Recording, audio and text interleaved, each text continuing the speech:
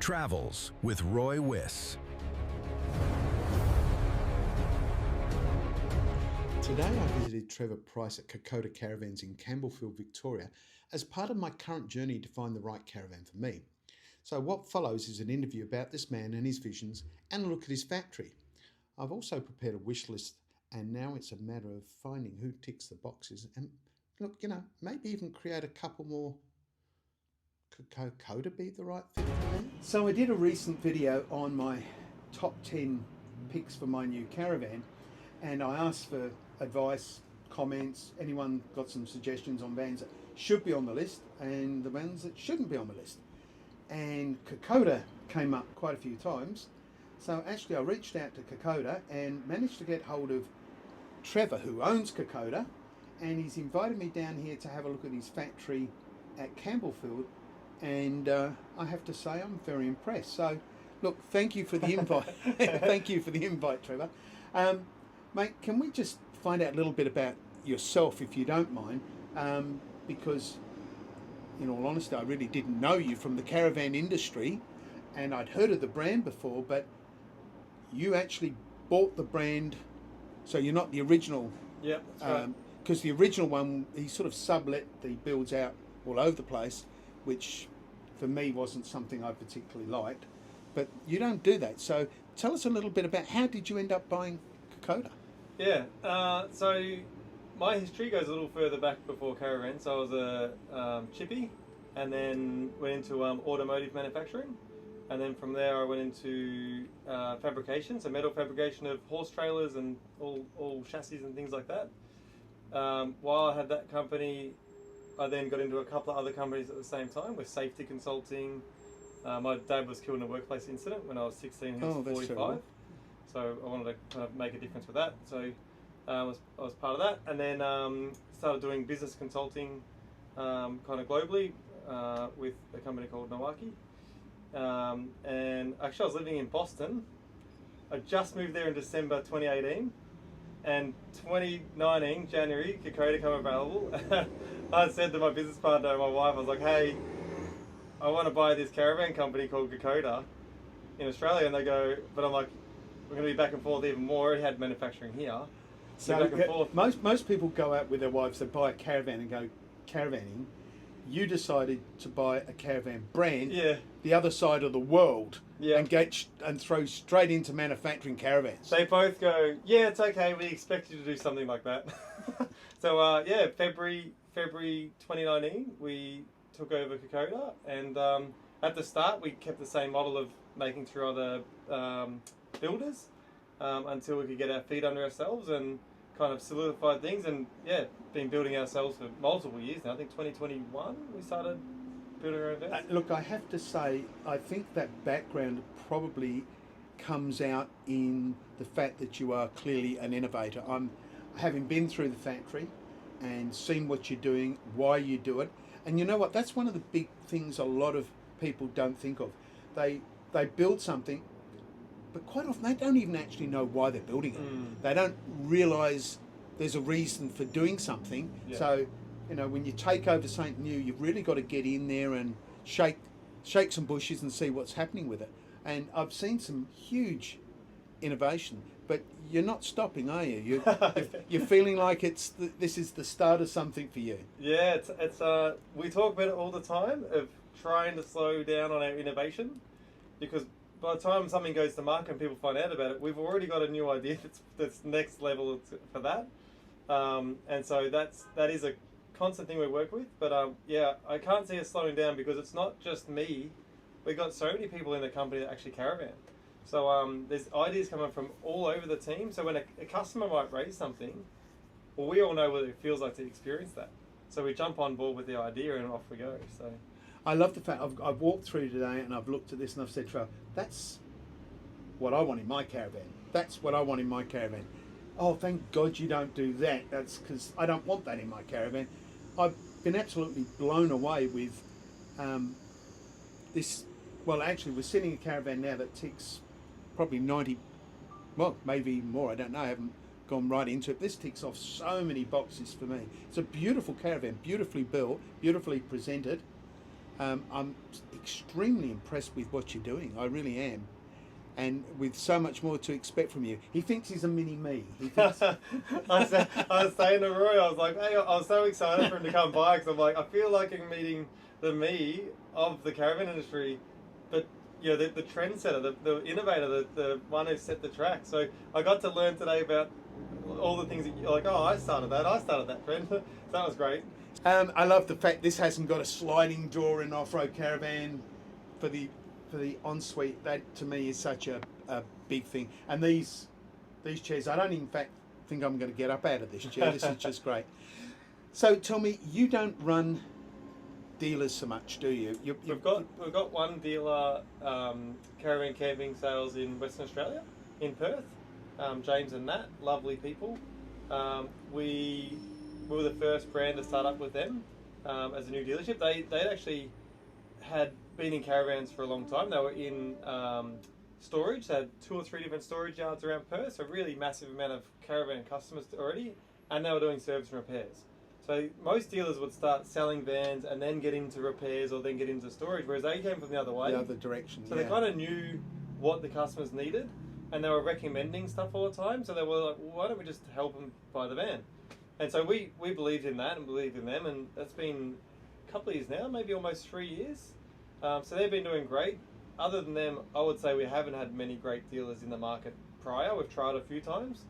So now actually we're setting up our own. So we've got our own experience centre in Caboolture, Queensland. My hometown, Caboolture. Oh, there you go. Cool. We'll have to drop by. So we've got a soft launch. We're about to tell everyone about it at the moment. And then we've got our grand opening's going to be in July. So that'll be great. And then we've got setting up a display centre in Adelaide of our own. So that'll be factory run. Be factory owned run. Yeah. So having had similar experience to yourself with dealers, I found it's very hard to get really good quality. There's some really good dealers out there. There is some really good dealers. Some really good dealers, but you know they've really got to be into it. And I found it difficult to get a really good fit with a dealer, and so I'd end up doing it all myself anyway. And sometimes a dealer might be a great fit, but there might only be a great fit for a couple of years, and then they kind of go in a certain direction, we're going a certain direction, it's not the right dealer anymore. Whereas why we want to set up more of our own in these situations is that we're always aligned to where we're heading. There's not a disconnect of, in 2 years we're still perfectly aligned because it's still just us. Yeah. Tell us about your warranty. I mean, this is another big deal for me. Yeah. Warranty is always an issue. Yeah. Of course, it's never an issue until after you've got the caravan. Yeah. But how do you handle your warranty? What do people do? I mean, it's a really important question because an off-road caravan, you're trying to put all the different things that are in a house in a caravan that moves, not just moves, goes through all the corrugations, the lumps and bumps. So you're going to have things that come up. So I think there's 2 parts of it. Firstly, we have a really good quality system that helps manage all the way through it, every single step. Well, you showed me that, and I did a little bit of a film clip on that. So we have a pretty in-detail quality management system. So this is all the vans in production. This is for the bay we're standing at now. We always have up-to-date photo of it. Then we have all of our checklists, which have got lots and lots of items in them. I'll just get rid of them. So they've got like 10 to 100 items in each checklist at every single. So from the chassis arriving all the way through to handover. Then we have all the photos, so we keep all the photos of every single part of the build. So we have them forever, and we have our specs, and we have all the activities, so we know exactly who signed off what job and when it was. And when they uploaded photos, it's all there. That's for every single van we do. Wow, that is impressive. So you know exactly which technician did what on each Thousands van. of checks from, before we even get a chassis in, all the way through production, do full function testing. So we don't want anything to leave the factory that's not 100% how it should be. However, having said that, you might have a failure in 6 months. You might have a failure in a week of an appliance that worked perfectly when it left. So warranty is an important thing. So we've got a 3-year warranty for us. We've also got an extended warranty they can sign up for if they wanted to. But basically, some of the appliances and the brands, they'll only give us a year warranty. So like say an aircon or something like that, or an appliance that won't warrant it for off-road use. Well, we end up picking up the warranty on it to support the customer because it's what we're saying the van's going to do. Yeah. So you warrant your off-road vans for off-road use? Yeah, so all of them. So and we'll have customers that pick up and 2 days later they're on Udana track. You know, they're straight out there in it. So all warranted for all the different off-road conditions. You know, drive to conditions of course, but yeah, it's warranted for all that. And that's why we've delved into things like our microwaves are bolted down. They've got a bracket across them and fully bolted through, because they're the things that microwaves fly out of caravans all the time. So they're bolted down. We use, if people are going to go on really harsh tracks and a lot, you know, many kilometres of them, we recommend the TerraGlide suspension. 50% reduction of impact of the road condition into the van. Now the TerraGlide one is the one that we had a look at in your chassis, yep, just outside just outside your factory here before. Yep. So I've got a bit of footage to show people on that one as well. It looks heavy duty and it looks like it can do the part. And I had a very close look at things like welds and that on it, and it's an impressive looking chassis. Yeah, and that's the TerraGlide suspension's designed by Prix Car or something. Like they do all the automotive stuff for Australia. So like the Nissan Warrior, right? The yep. Patrol, they've got the Warrior pack. Yep. Well, that's designed by the same people who do the TerraGlide suspension. So they do all the engineering for the Warrior, and they do all the making of those parts, and they install all those parts.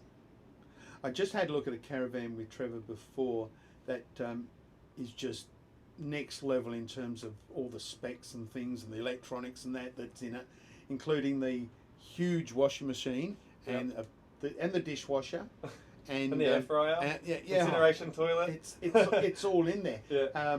The whole roof is solar panels pretty much. Yeah, on top of the roof. Oh, and inside acoustic paneling inside, which I really liked, with all the hidden lighting panels, and wow, that's an impressive one. In fact, on the screen I'll show you the QR code so you can actually go and have a look at his YouTube video on that particular van, because it's spectacular.